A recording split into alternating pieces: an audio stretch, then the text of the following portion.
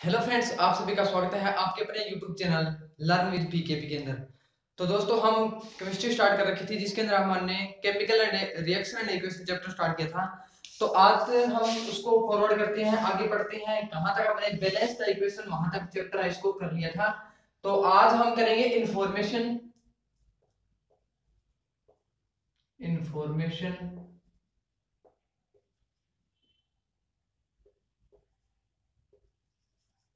By chemical equation. ठीक है, यानी कि जो आपकी केमिकल इक्वेशन है उसको उसको पढ़ने के बाद हमें क्या कुछ जानने को मिलता है, हम क्यों केमिकल रिएक्शन को लिखते हैं, क्या इंफॉर्मेशन हमें प्रोवाइड करती है एक केमिकल इक्वेशन है, वो हम पढ़ेंगे। तो सबसे पहला जो पॉइंट है वो क्या है कि ये हमें क्या कुछ ये हमें रिएक्टेंट और प्रोडक्ट की इंफॉर्मेशन बताती है। फर्स्ट क्या है, it tells about the various name of various reactant and product. ठीक है,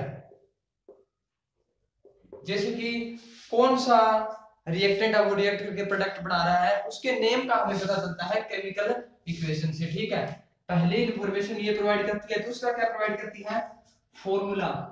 जैसे कि हम लिख रहे थे formula symbol of chemical equation, तो उसको है formula of reactant and product, reactant and product. ठीक है, थर्ड क्या है, relative amount of reactant and product, product reactant और प्रोडक्ट की कितनी अमाउंट है मोल के अंदर, वो हमें कोई भी केमिकल इक्वेशन है वो बताती है। ठीक है, नेक्स्ट पॉइंट क्या है, relative mass of reactant product, reactant and product. Fourth क्या है, फिफ्थ सॉरी, वो क्या है आपका, volume of gaseous reactant and product. ठीक है, ये हमने पढ़ा information conveyed by the chemical chemical equation. ठीक है, तो एग्जाम के अंदर आपको इस टॉपिक पे किस प्रकार का क्वेश्चन देखने को मिलेगा। तो आपको क्या है, एक रिएक्शन दी जाएगी, इक्वेशन आपको दी जाएगी और आपको बताना होगा कि ये रिएक्शन है क्या कुछ हमें बता रही है। यानी कि जो हम एग्जांपल के साथ आगे करेंगे उसमें आपको और समझ में आ जाएगा। ये 500 पॉइंट है किस तरह से केमिकल इक्वेशन के ऊपर वर्क करते हैं। तो ठीक है, आपको एक केमिकल इक्वेशन दी जाएगी, उस पे आपको बताना है कि ये चारों पॉइंट है किस प्रकार से इंफॉर्मेशन प्रोवाइड कर रही है। ठीक है, तो सबसे पहले आपको ये 500 पॉइंट क्लियर करने हैं, क्या कुछ केमिकल इक्वेशन है हमें बताती है। ठीक है, तो आप इसको एक बार नोट कर लीजिए। नेक्स्ट हम एक केमिकल इक्वेशन ले रहे हैं, उसके बेस पे हम पढ़ेंगे कि ये इंफॉर्मेशन हमें क्या कुछ बता रही है। ठीक है, तो मैं रिएक्शन लिख रहा हूं, ammonia sorry nitrogen N2 plus 3H2 give 2NH3। सबसे पहले तो आपको देखना है ये रिएक्शन बैलेंस है या नहीं। ठीक है, यहाँ पे नाइट्रोजन दो है और आपके हाइड्रोजन 6 है, इधर भी 6 है। ठीक है, तो ये क्या है, काफी प्रॉपर ट्रू केमिकल इक्वेशन है, बैलेंस्ड इक्वेशन है। तो अब ये इक्वेशन हमने लिख तो ली, पर ये क्या इंफॉर्मेशन हमें बता रही है, अब ये जानना है। इस टॉपिक के अंदर हम यही पढ़ेंगे कि ये क्या बता रही है। ठीक है, तो ये पहला पॉइंट क्या है, हमने पढ़ा name of various reactant and product. ठीक है, तो हमें इसने पहले बता दिया कि नाइट्रोजन है वो हाइड्रोजन के साथ रिएक्ट करके अमोनिया बना रहा है। ठीक है, तो हमें क्या है, नेम का पता चल गया। जैसे ये नाइट्रोजन है, हाइड्रोजन और अमोनिया। ठीक है, अमोनिया, ये हमें बता दिया इनके नेम के बारे में भी, मतलब कौन सा रिएक्टेंट है, कौन सा प्रोडक्ट है, उनकी नेमिंग क्या है, कौन सा रिएक्ट करके कौन सा प्रोडक्ट बना रहा है। ठीक है, हमें ये पता चल गया इस रिएक्शन से। पहला पॉइंट हमारा आई थिंक क्लियर हो गया सभी को। नेक्स्ट क्या है, formula of reactant and product. Formula हमें पता चल गया, नाइट्रोजन का फॉर्मूला क्या है, N2 2 नाइट्रोजन, H2 क्या है, हाइड्रोजन का फार्मूला है, और NH3 क्या है, अमोनिया का फार्मूला है। तो ये सेकंड पॉइंट भी हमारा क्या हो गया, क्लियर हो गया कि ये हमें फार्मूला के बारे में बता रही है, नेम के बारे में हमने पढ़ लिया, दो पॉइंट हमारे क्लियर हो चुके हैं। ठीक है, नेक्स्ट पॉइंट क्या है, third, relative amount of reactant and product. Amount moles के अंदर हमें ये क्या बता रही है कि 1 मोल ऑफ नाइट्रोजन, ये क्या है यहाँ पे 1 है, तो 1 mole of nitrogen react with 3 मोल, 3 मोल यहाँ पे कितना है 3, तो 3 मोल ऑफ हाइड्रोजन रिएक्ट करके क्या बना रही है, हमें दे रही है अमोनिया, तो 2 मोल ऑफ अमोनिया। ठीक है, अमोनिया हमें ये दे रही है 2 मोल ऑफ अमोनिया। तो थर्ड हमारा पॉइंट है वो क्लियर हो गया। ठीक है, नेक्स्ट क्या है, mass of reactant and product. Mass के बारे में किस तरह से ये बताती है कि नाइट्रोजन का मास क्या होता है 14। ठीक है, 14 एक नाइट्रोजन का होता है, तो 2 यहाँ पे नाइट्रोजन दिए गए हैं, टोटल कितने हो गए 28। ठीक है, 28 ग्राम, और हाइड्रोजन का कितना हो गया 3 है, तो 2 हाइड्रोजन है, तो कितने हो गए 3 into 2 6, 6 ग्राम और 28 ग्राम ऑफ नाइट्रोजन दोनों रिएक्ट करके हमें इसका क्या बना रही है, तो इसका कितना होता है अमोनिया का 34। ये कैसे होता है 2 इंटू नाइट्रोजन का कितना था 14 प्लस हाइड्रोजन कितना हो गया 3 है, हाइड्रोजन तो प्लस 3, तो ये टोटल कितना हो गया आपका 34 ग्राम हो गया। तो ये हमें क्या बता रही है, mass of reactant and product, reactant का कितना प्रोडक्ट है मास है, और प्रोडक्ट का कितना मास है, ये हमें ये पॉइंट बता रहा है। ठीक है, 28 gram of nitrogen react with 6 gram of hydrogen to give 34 gram of ammonia, यानी कि ये दोनों जितने भी ग्राम है ये बढ़ के हमें 34 ग्राम है वो अमोनिया की फॉर्मेशन कर रहे हैं। तो ये हमारा पॉइंट हो गया थर्ड क्लियर, क्या कुछ रिएक्शन बता रही है। नेक्स्ट क्या है, volume of gaseous reactant and product. Volume के बारे में किस तरह से बता रही है, ये कितना है 1 वॉल्यूम, 3 वॉल्यूम और 2 वॉल्यूम। ठीक है, 1 volume of nitrogen react with the 3 volume of hydrogen to give that 2 volume of ammonia. ठीक है, तो ये हमें वॉल्यूम के बारे में बता रही है।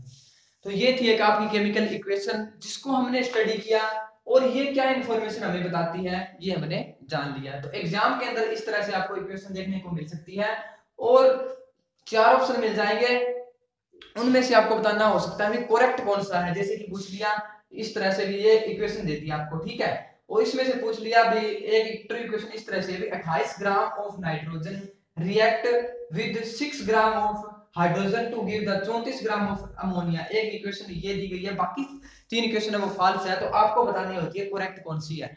तो ये क्वेश्चन आपको एग्जाम के अंदर देखने को मिल सकता है। ठीक है, तो ये हमारा टॉपिक था information conveyed bye the chemical equation, यानी केमिकल इक्वेशन हमें क्या इंफॉर्मेशन प्रोवाइड करती है। ठीक है, नेक्स्ट क्या पढ़ेंगे हम, अब हमने केमिकल इक्वेशन है उसको पढ़ लिया सारा, अब पढ़ेंगे हम लिमिटेशन। केमिकल इक्वेशन की लिमिटेशन क्या है, इंफॉर्मेशन तो पढ़ ली, ये कुछ एडवांटेज पढ़ लिए, ये हमें बता रही है ये कुछ, पर इसकी कुछ लिमिटेशन है वो हमें डिस्कस करनी है। उसके बाद हम उस लिमिटेशन को किस तरह से दूर किया जा सकता है वो हम करेंगे। ठीक है,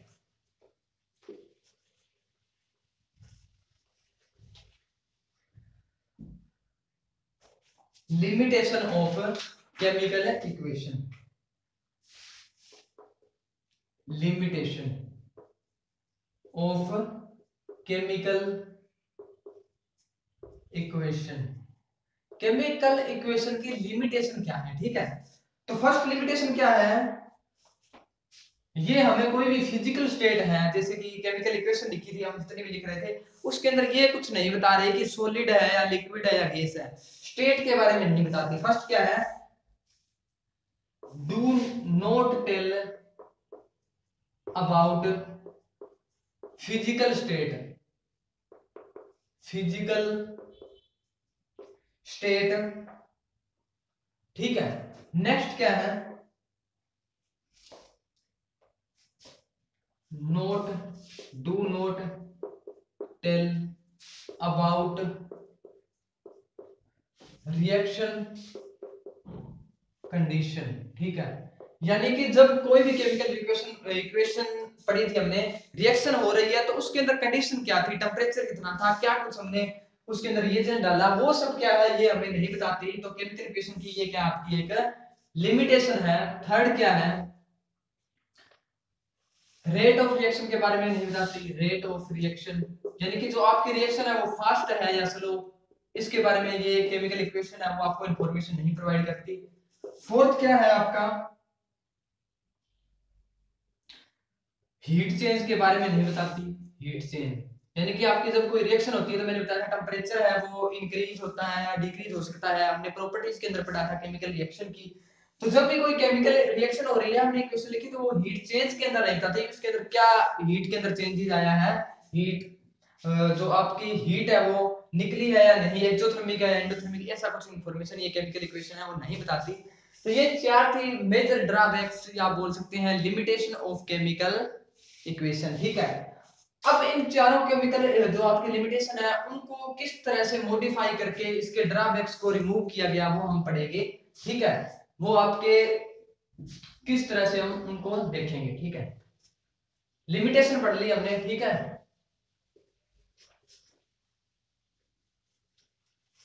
अब हम पढ़ने जा रहे हैं अपनी क्या, removal of drawback,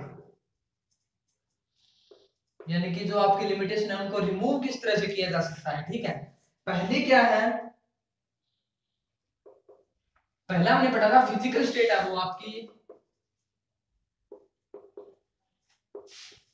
can be indicated by symbol.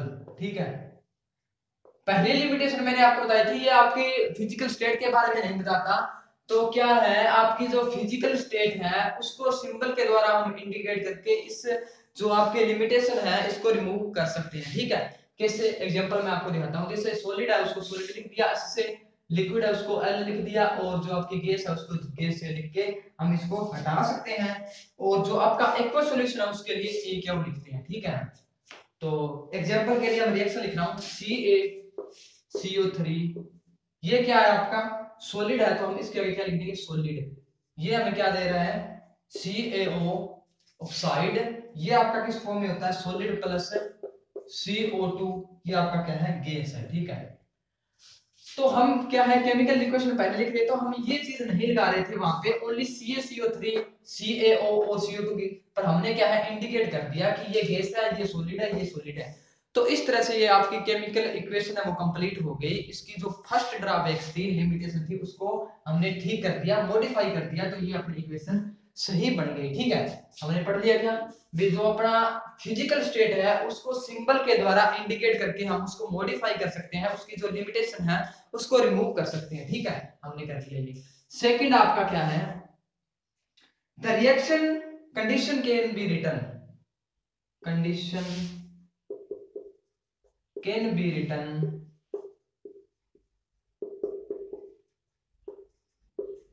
above and below arrow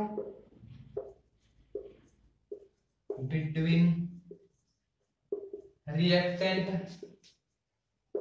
and product. ठीक है, इसका क्या मतलब है, जो अपने रिएक्शन है कोई भी, फॉर एग्जांपल ये रिएक्शन है, ये क्या है अपना रिएक्टेंट है, ये प्रोडक्ट, इनके बीच में क्या है एरो है, जो मैंने केमिकल इक्वेशन लिखते हैं कोई भी उसके जो पढ़ रहे थे बताया था।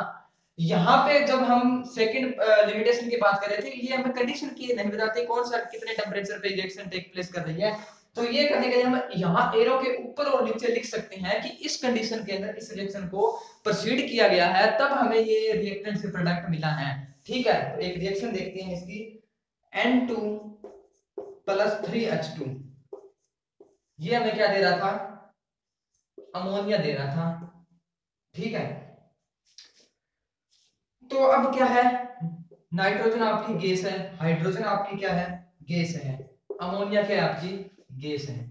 हमने ये पहली जो लिमिटेशन है वो रिमूव करके एक रिएक्शन लिख ली। अब इस रिएक्शन के जो एरो है यहाँ पे लिख सकते हैं कि यहाँ पे FeMO की प्रेजेंस में 875 केल्विन टेम्परेचर पे और प्रेशर आपका 200 एटमॉस्फेयर था, तब ये रिएक्शन है हमें अमोनिया बना के देती है इस रिएक्टेंट से इस प्रोडक्ट को। यहाँ पे हमने क्या लिख दिया, इस रिएक्शन की कंडीशन लिख दी।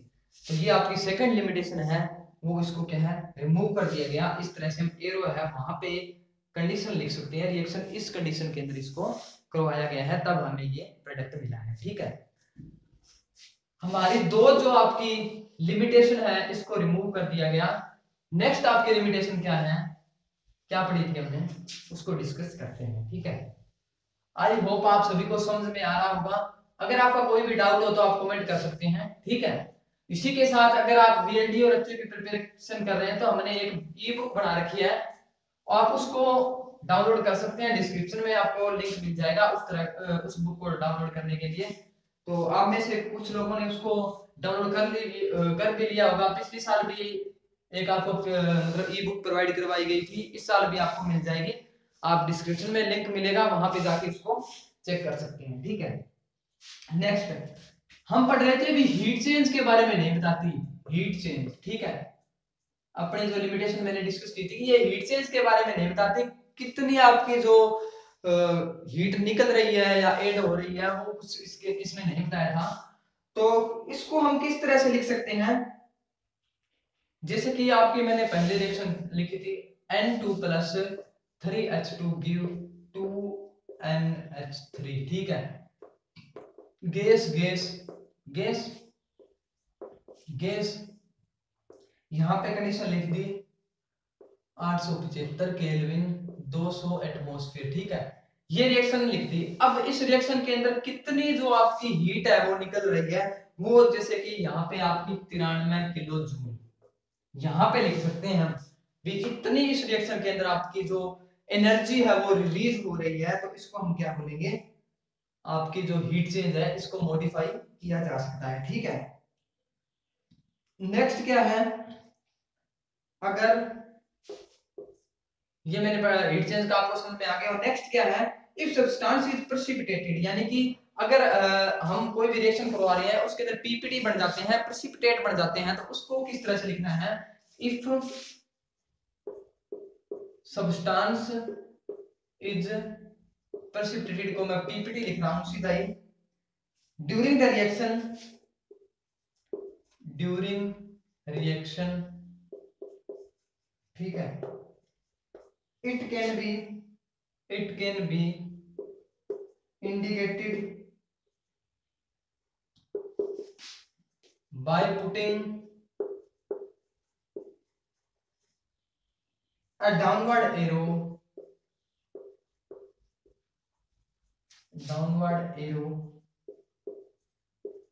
after formula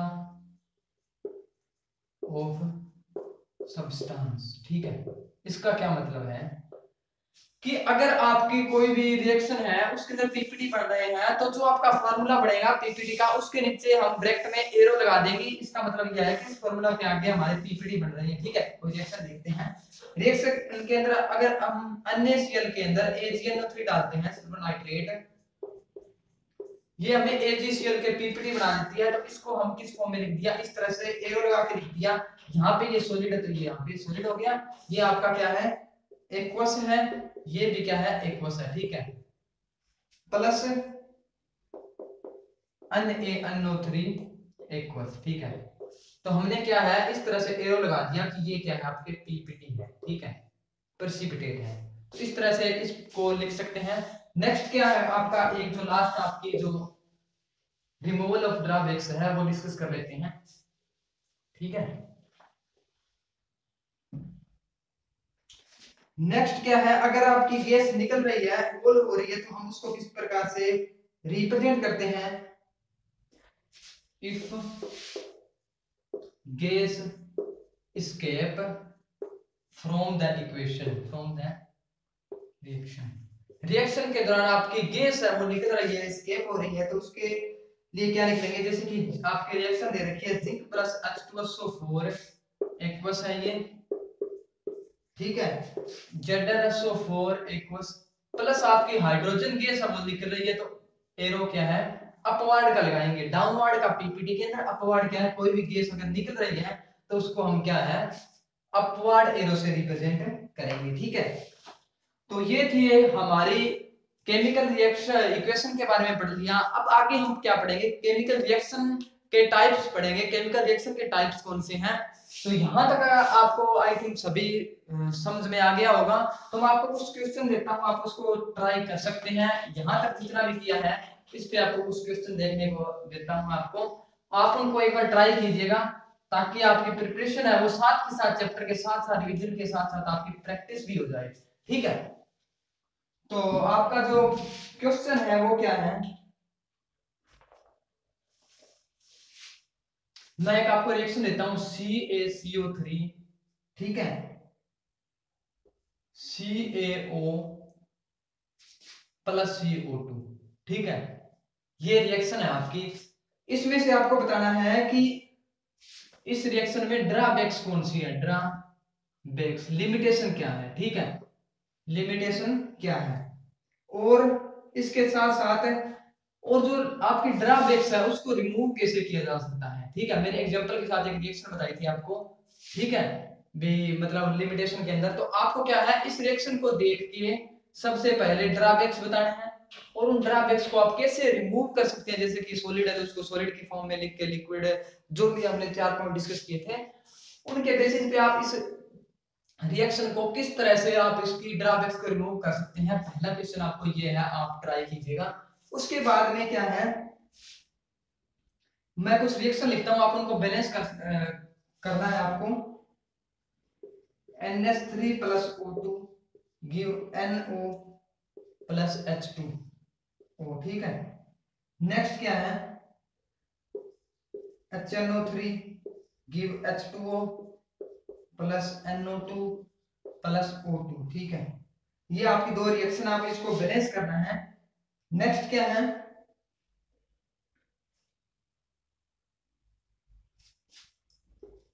Al plus Br2 AlBr3 Al plus N2 give AlNO2। ये कुछ मैंने रिएक्शन लिखी है 2-3, आप इनको एक बार ट्राई कीजिए। ये क्वेश्चन 2 है, इनको ट्राई कर सकते हैं। नेक्स्ट हम नेक्स्ट लेक्चर के अंदर पढ़ेंगे टाइप्स ऑफ केमिकल रिएक्शन, और जैसे ये कंप्लीट होता है चैप्टर इसके साथ हम सारे अपने क्वेश्चन है वो स्टार्ट कर देंगे प्रैक्टिस के लिए, ठीक है। तो आज की इस वीडियो में इतना ही। अगर आपका कोई डाउट वगैरह हो तो आप कमेंट कर सकते हैं, और वीडियो देखने के लिए आपका बहुत बहुत धन्यवाद। आपका दिन शुभ रहे। Thank you guys.